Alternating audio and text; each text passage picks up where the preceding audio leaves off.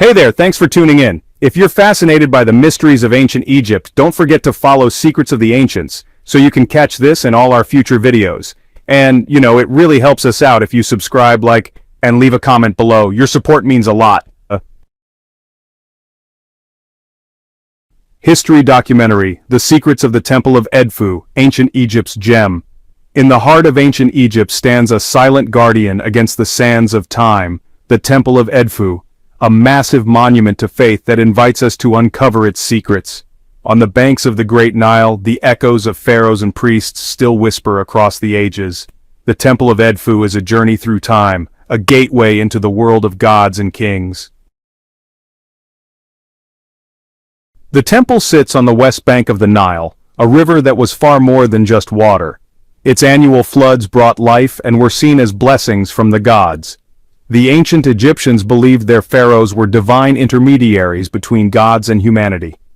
Edfu was one of these sacred places, a beacon of devotion dedicated to Horus, the falcon-headed god. The site was chosen with care, aligned with key celestial events. The Nile, ever present in Egypt's history, played a vital role in the temple's creation and survival. The story of Edfu begins after Alexander the Great's conquests. Following his death, the Ptolemaic dynasty, Greek in origin, rose to power in Egypt. Construction began in 237 BC under Ptolemy III. The temple's architecture blended traditional Egyptian design with Hellenistic influences. Imagine the scene, thousands of workers and skilled craftsmen toiling under the blazing Egyptian sun. Built entirely from sandstone, the temple stands as proof of their dedication and skill. Its massive towers, carved with intricate reliefs, symbolized royal authority and divine protection. Inside, tall columns lead to the inner sanctuaries.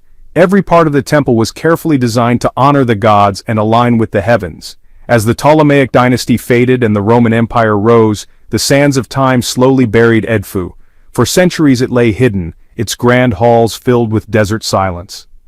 In the 19th century, explorers and archaeologists turned their attention to it.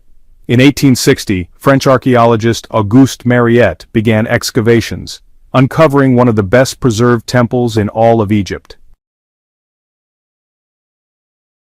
The Temple of Edfu is dedicated to one of Egypt's most beloved gods, Horus, the falcon-headed god of kingship, protection, the sky, and the sun.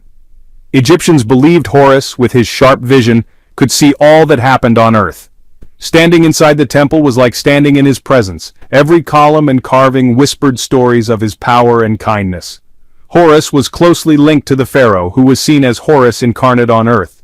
The temple walls show Horus defeating his enemies, especially Set, the god of chaos, a reminder that both Horus and the pharaoh were Egypt's protectors. Horus's story is deeply tied to the myth of Osiris. According to legend, Osiris was murdered by his jealous brother Set. Isis, Osiris's devoted wife, magically revived him just long enough to conceive their son, Horus. As Osiris's rightful heir, Horus inherited Egypt's throne. Edfu's walls are filled with scenes from this myth, showing its importance in Egyptian religion.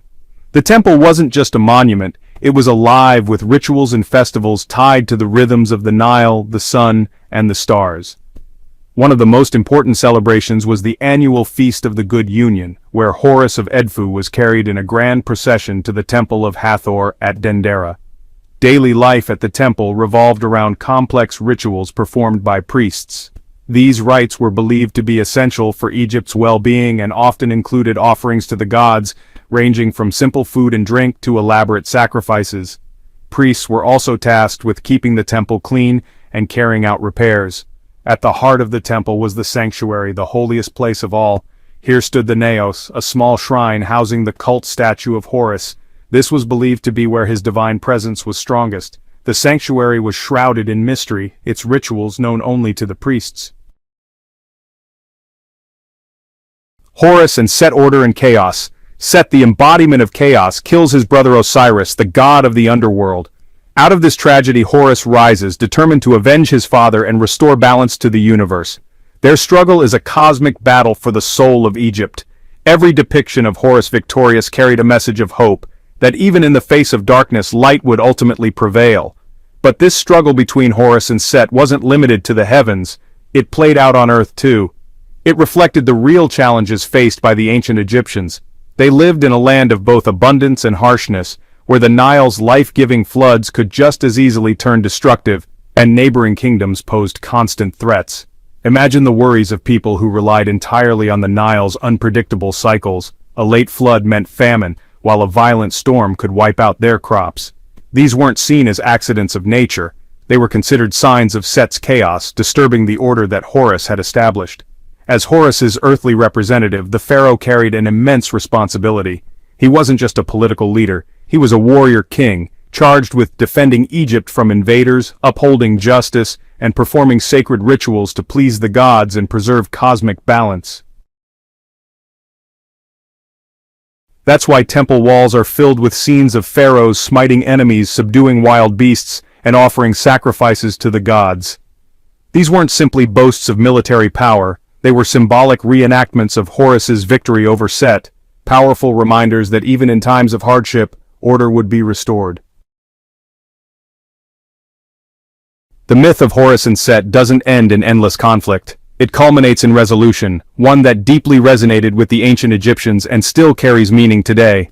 After a long and bitter struggle, often vividly depicted inside Edfu's inner chambers, Horus finally triumphs. Imagine the collective relief and sense of justice as Horus, through strength and cunning, defeats Set, reclaims his father's rightful place in the underworld, and restores balance to the cosmos. Yet, Horus doesn't completely destroy Set. In a gesture of wisdom and mercy, he subdues him instead, binding him and weaving him into the cosmic order. This act of integration reveals much about the Egyptian worldview. They understood that life wasn't about absolutes, good versus evil, but about balance, finding harmony between opposing forces. It's a message just as relevant today. True peace comes not from erasing complexity, but from embracing it, seeking reconciliation rather than destruction. The Temple of Edfu, a story in stone. The Temple of Edfu is like a giant puzzle box, its walls covered in stories, historical records, and sacred texts. Picture the ancient scribes carefully carving sacred symbols into stone. They were artists, historians, and priests all at once, preserving knowledge for future generations. The temple inscriptions include detailed accounts of its construction, hymns, prayers, and mythological tales. Every carving is a fragment of a larger mystery still being pieced together today. For thousands of years, the Nile was Egypt's lifeline, flowing right up to the temple's doorstep. Picture boats and pilgrims arriving, the air alive with activity. The river wasn't just transportation, it symbolized life and renewal. Over time, though, the Nile shifted eastward, leaving the temple standing far from its waters. This change happened so slowly that it was almost unnoticeable, but today the river runs distant, its once direct connection now only a memory. Even so, the fertile fields around Edfu still thrive, a living reminder of the Nile's legacy. The Nile's shift tells us something important. Even monuments change with nature's course. It highlights the ever-shifting relationship between people and the world around them. And yet, the Temple of Edfu still stands as proof of human creativity and the enduring pull of the past. As the sun sets and shadows stretch across its stones, we can feel its lasting presence. This isn't just an old pile of rock, it's a monument to humanity's unshakable spirit of faith and imagination.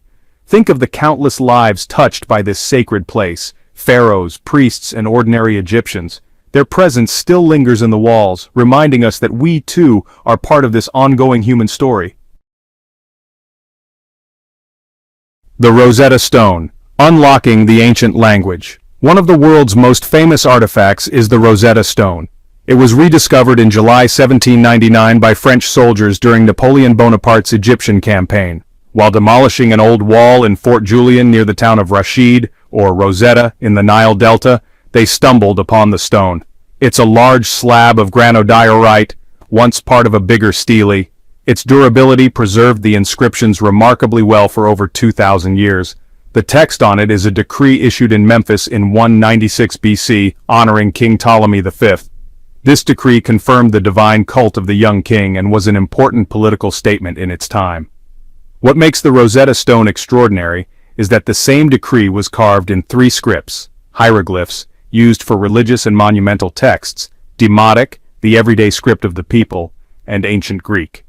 This trilingual format made it invaluable to scholars. News of the discovery spread quickly across Europe, sparking a race to decipher hieroglyphs, which had been a mystery for centuries. Among those who took on the challenge were the English polymath Thomas Young and the French linguist Jean-François Champollion.